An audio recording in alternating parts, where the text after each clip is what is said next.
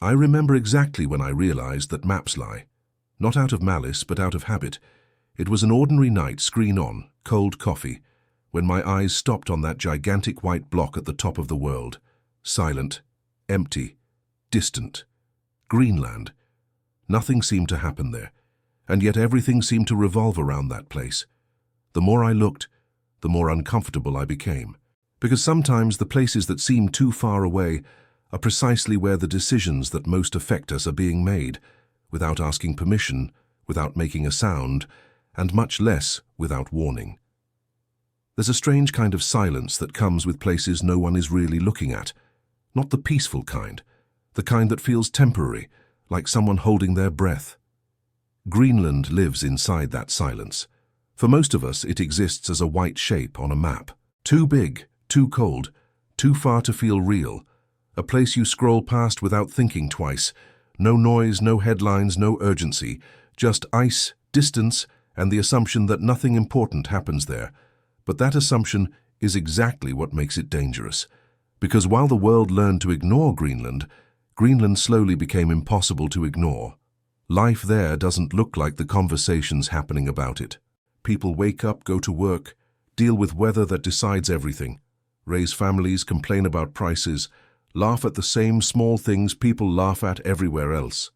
There's no daily sense of living on a chessboard, no feeling of being a prize, just a place where people belong quietly, stubbornly, without asking anyone for permission. And yet, far away from that quiet, Greenland has started to feel crowded, not with people, with intentions. The ice that once protected it has begun to retreat, slowly then faster, and as it pulls back it reveals more than land. It reveals access, routes, depth, resources, possibilities that were once theoretical, now practical. Things that used to be someday have become soon. That's when the silence breaks. Because the moment a place becomes useful, it stops being invisible. Suddenly, Greenland isn't just a home. It's a position, a buffer, a shortcut, a shield, a foothold. A sentence spoken in meetings where no one from Greenland is actually present. It becomes something people talk about, not something people listen to. What's unsettling is how natural this feels to the outside world, as if it's normal that a land can quietly slide from being ignored to being discussed like an object, as if distance somehow cancels consent, as if cold makes voices quieter. But Greenland never asked to be important. It didn't lobby for attention. It didn't announce itself as strategic. It didn't knock on anyone's door saying, "Look at me." The world came to that conclusion on its own, driven by fear, rivalry, and the familiar anxiety of falling behind. And once that anxiety sets in, the language changes. People stop talking about lives and start talking about risks. They stop talking about communities and start talking about security. Words like necessary, inevitable, and strategic begin to replace simpler ones, like home. That shift is subtle, but it's everything. Because once a place is framed as a problem to be managed instead of a people to be respected, the ending is rarely gentle. Greenland sits in this uncomfortable space now, not fully seen, but no longer ignored, watched, measured, evaluated, treated less like a place that exists on its own terms and more like a question that needs an answer. And the most unsettling part is this: none of this began with Greenland itself. It began elsewhere. In rooms far warmer, in conversations far louder, in minds already convinced that if they don't move first, someone else will. The island didn't change. The world did. And once that happens, silence stops being protection. It becomes an invitation. Fear has a way of disguising itself as confidence. It doesn't announce itself trembling or unsure. More often, it shows up loud, decisive, almost impatient. It speaks in absolutes. It insists on urgency. And it rarely pauses long enough to question itself. That's where this story quietly shifts. Because when Greenland enters Donald Trump's world, it doesn't arrive as a place. It arrives as a problem, and problems, in his logic, are meant to be solved quickly, preferably by taking control of them. There's something deeply familiar about the way he talks about it, not like a president addressing a sovereign territory, but like a businessman eyeing a property he believes is undervalued. Too big to ignore, too important to leave in someone else's hands, too risky to let competitors get close. The language matters here. He doesn't describe Greenland in terms of people or culture. He talks about it the way someone talks about leverage, security, positioning, insurance against future threats. The argument is always framed the same way. If we don't take it, someone else will. It sounds practical, almost reasonable. That's what makes it unsettling. Because beneath that logic sits an old dangerous assumption that ownership equals safety. That control is the same thing as stability. That fear can be neutralized if you hold the deed. And Trump doesn't hide this thinking. He repeats it, doubles down on it, sharpens it. Each time the tone grows less hypothetical and more insistent, less suggestion, more demand. Greenland becomes urgent. Not because anything there has suddenly changed overnight, but because the world around it feels increasingly unstable. Russia, China, NATO, the Arctic. Every name adds weight, pressure, and justification. Greenland becomes the quiet middle of a very loud rivalry. And in that rivalry, patience is seen as weakness. Trump's statements don't feel like diplomacy. They feel like escalation before negotiation even begins. A belief that asserting dominance early will prevent complications later. That drawing a hard line now will avoid messier outcomes down the road, but there's a blind spot in that confidence. Because when you treat geopolitics like a transaction, you forget that not everything can be bought. Some things push back, some things remember, and some things don't react the way spreadsheets predict.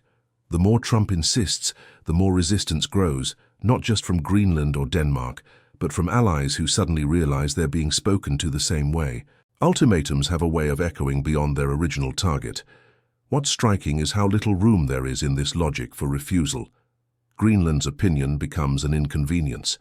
Denmark's sovereignty becomes a technicality. Even NATO starts to sound less like a partnership and more like a tool to be used when convenient. And still, the message stays the same. This must happen. It has to. There is no alternative. That kind of certainty doesn't come from strength alone. It comes from anxiety, the kind that fears losing relevance, losing ground, losing the future. Because in Trump's framing, Greenland isn't just about territory.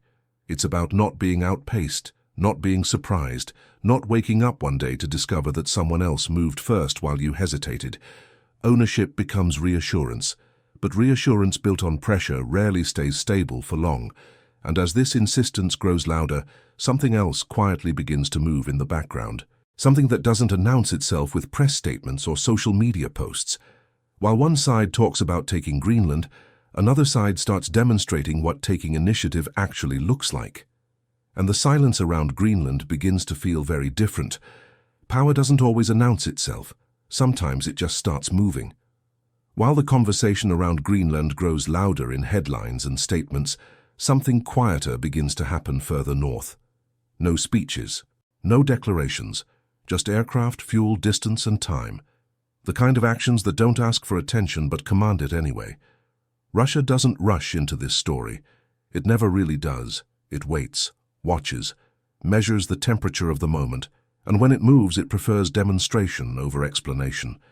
Long flights over Arctic emptiness, hours in the air where nothing exists below but ice and water. Aircraft designed not for symbolism, but for endurance, for patience, for reminding everyone that presence doesn't require permission. The message isn't shouted, but it's unmistakable. This region matters, and Russia is already here. There's something unsettling about how calm it feels. No dramatic escalation, no theatrical outrage. Just capability being displayed in the most unromantic way possible. Fuel transfers in mid-air, navigation near the pole, records quietly set and logged. The kind of details that don't excite the public, but make military planners sit up straight. It's not about Greenland directly, at least not on paper. It's about showing that while others argue over ownership, Russia is comfortable operating in the environment itself. Comfortable with the cold, the distance, the isolation. Comfortable enough not to ask whether it should be there, and that confidence lands heavier than any press release. What makes it more unsettling is the tone that follows. Not aggressive, not defensive, almost playful. A hint of mockery wrapped in certainty, jokes about referendums, offhand comments that blur the line between humor and threat. Because satire, when delivered from a position of strength, has sharp edges. It suggests inevitability. It suggests that outcomes are flexible, but direction is not. Greenland's population is small. Everyone knows that. Saying it out loud isn't new, but when it's framed as a variable, something that could be persuaded, influenced, nudged, it stops being a demographic fact and starts sounding like a strategy. And that's when the atmosphere shifts, because now Greenland isn't just being talked about as something to be acquired. It's being discussed as something that could drift, one way or another, depending on who applies pressure more effectively or more patiently. Russia understands something fundamental about moments like this. You don't need to claim the prize to shape the game. You just need to make it clear that the prize isn't sitting unguarded. By flying where others hesitate, by operating where treaties feel abstract, Russia introduces friction into every plan that assumes a clean, uncontested move. Suddenly, nothing feels simple, nothing feels guaranteed, and that uncertainty spreads. Allies begin recalculating, statements get more careful, words like inevitable quietly disappear. Because inevitability is fragile when someone else proves they can complicate it at will. What's striking is how little Russia needs to say. The aircraft speak, the distance covered speaks, the calm repetition of presence speaks. And beneath all of it is a reminder that the Arctic isn't a blank space waiting to be claimed. It's a living, breathing theater of power where experience matters more than ambition. Greenland sits uncomfortably close to that realization, not as a target yet, not openly, but as a reminder that this isn't a one-sided story, that asserting intent is not the same as establishing control, and that in the North, history favors those who are willing to endure, not just declare. As the world watches these movements, another voice begins to stir, one that doesn't rely on aircraft or sarcasm, one that speaks softly, carefully, but with global weight. And unlike Russia, it doesn't joke. China rarely enters a room loudly. It doesn't need to. Where others rely on spectacle or pressure, China prefers something slower, heavier, a presence that doesn't demand attention but becomes impossible to ignore once it settles in. When it finally speaks about Greenland, the tone is calm, almost neutral, and that's precisely what gives it weight. There's no mockery, no bravado, no flexing of machinery in the sky, just a warning, carefully chosen words about sovereignty, about stability, about the danger of turning entire regions into arenas for competition. Phrases that sound diplomatic on the surface, but carry a deeper message underneath. This move will not exist in isolation. China doesn't need to name Greenland directly to make itself clear. Everyone listening understands the reference. Everyone understands what's at stake. Because China has been thinking about the Arctic for a long time, not as a battlefield, but as a corridor, a future route, a slow opening door made possible by melting ice and long-term planning. While others debate ownership, China talks about access, trade, infrastructure, continuity, the kind of influence that doesn't announce itself with flags, but with investments and agreements that quietly reshape reality. That's why its warning feels different. It isn't reactive, it isn't emotional, it feels premeditated, as if this moment was always anticipated, filed away under eventual complications. And now, calmly, China is reminding everyone that pushing too hard in one place creates pressure everywhere else. The Arctic, in this framing, isn't empty. It's interconnected. Touch it recklessly, and the ripple doesn't stay in the cold. What makes this unsettling is how reasonable it sounds. Respect international law. Avoid escalation. Preserve stability. These aren't radical demands. They're the language of order. But coming from a country with global reach and long memory, they function less like advice and more like a boundary being drawn. And boundaries, once spoken, change behavior. China positions itself not as an aggressor, but as a stabilizer, the adult in the room reminding everyone that dominance games have consequences. Whether that image is accepted or questioned almost doesn't matter. The effect is the same. Hesitation grows. Because now the conversation isn't just about who wants Greenland. It's about what happens to the global balance if someone takes it by force or coercion. China's Arctic ambitions have always lived in this space between visibility and denial. Declaring itself a near-Arctic state raised eyebrows, but it also normalized its presence. Research stations, economic ties, long-term plans wrapped in scientific language and logistical necessity. Nothing rushed, nothing accidental. So when China cautions against turning the Arctic into a playground for power politics, it's not stepping outside its strategy, it's reinforcing it. Stability favors those who plan for decades, not election cycles.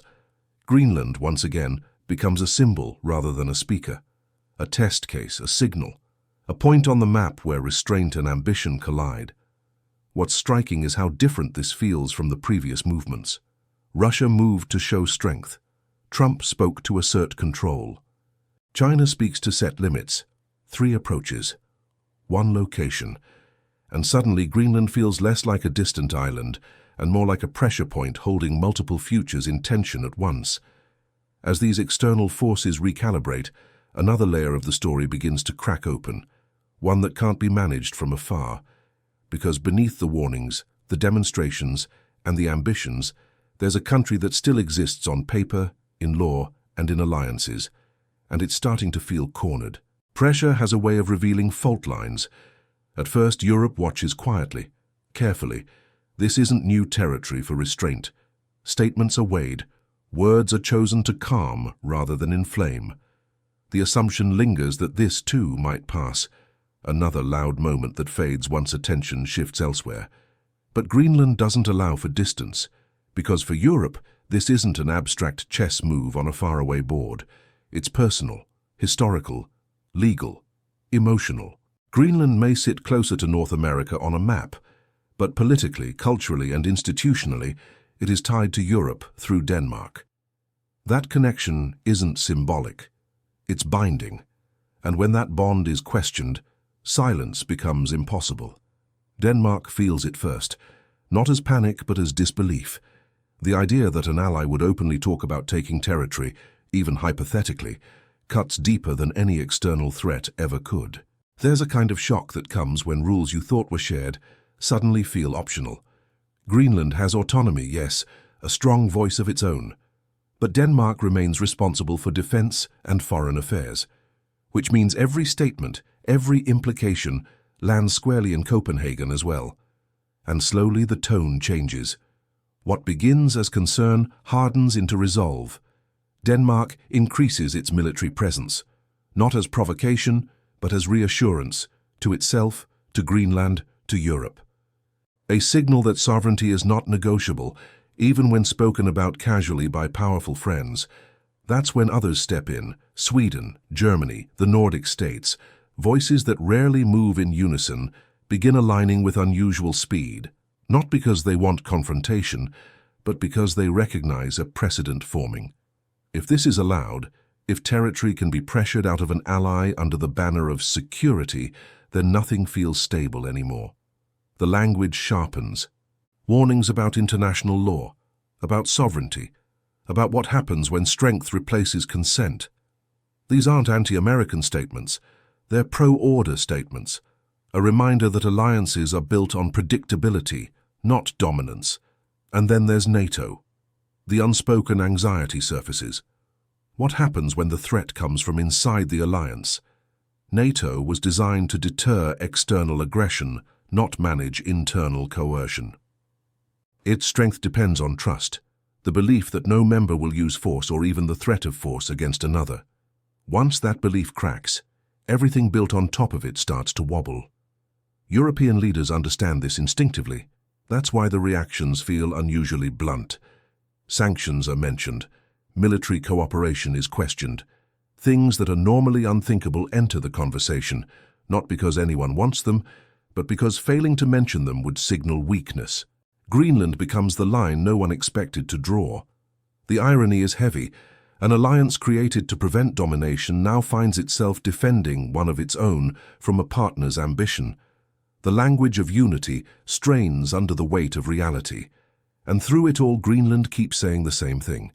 We are not for sale. We are not a bargaining chip. We are not a solution to someone else's fear. Those words echo, but they don't fully calm the situation. Because once the idea of force enters the room, reassurance stops working the way it used to. Europe doesn't respond with tanks or aircraft. It responds with solidarity, with law, with statements that sound boring until you realize how much they're willing to risk by making them. Because opposing a powerful ally publicly is never comfortable. It's a calculated discomfort, one chosen because the alternative feels worse. And as the tension tightens, one question hangs in the air, unspoken but unavoidable. If diplomacy fails, who blinks first? By the time the world reaches this point, the noise is almost constant. Statements overlap. Warnings stack on top of warnings. Every side claims responsibility, necessity, inevitability. The language grows heavier, more abstract, more distant from the ground it's supposedly about. And Greenland is still there, not as an idea, not as a position on a map, but as a place where people wake up and go to sleep, while the world argues over them. That's the part that gets lost most easily, because when power circles a place long enough, it starts to feel like ownership is the only question that matters. Who controls it? Who protects it? Who gets there first? The human presence becomes secondary, acknowledged perhaps, but rarely centered. Greenland resists that framing, quietly but firmly. Its leaders repeat the same message, even as pressure mounts. The future of Greenland belongs to Greenlanders. Not Washington, not Moscow, not Beijing, not Brussels. The simplicity of that statement is almost disarming in a world addicted to complexity.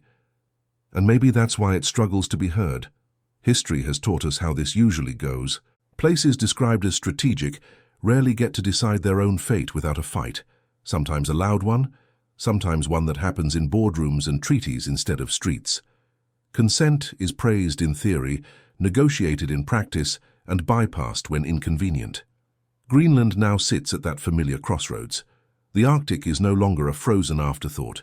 It's a frontier, a mirror reflecting the anxieties of a changing world.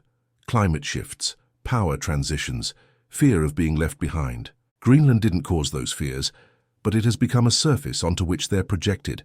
And that projection is dangerous, because once dominance becomes the core logic, stability turns fragile. Every move invites a countermove. Every show of strength demands another. What begins as security slowly reshapes itself into permanent tension. This is where the story stops being about Trump, or Russia, or China, or even Europe. It becomes about a pattern where powerful actors convince themselves that acting first prevents chaos, while ignoring how often acting first creates it. A pattern where small populations are asked to carry the weight of global insecurity simply because of where they live. Greenland is not unique in that sense, it's just early. The ice melts, roots open, resources emerge, and suddenly, places that once felt irrelevant are pulled into the spotlight before they're ready or willing. The world doesn't slow down to ask permission. It rarely ever has.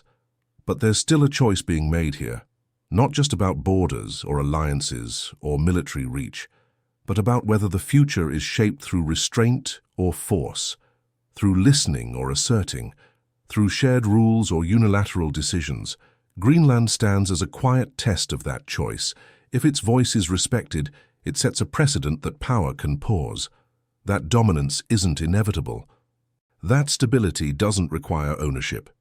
If it isn't, the message travels far beyond the Arctic, that no place is too remote, no alliance too strong, no principle too sacred when fear takes the wheel.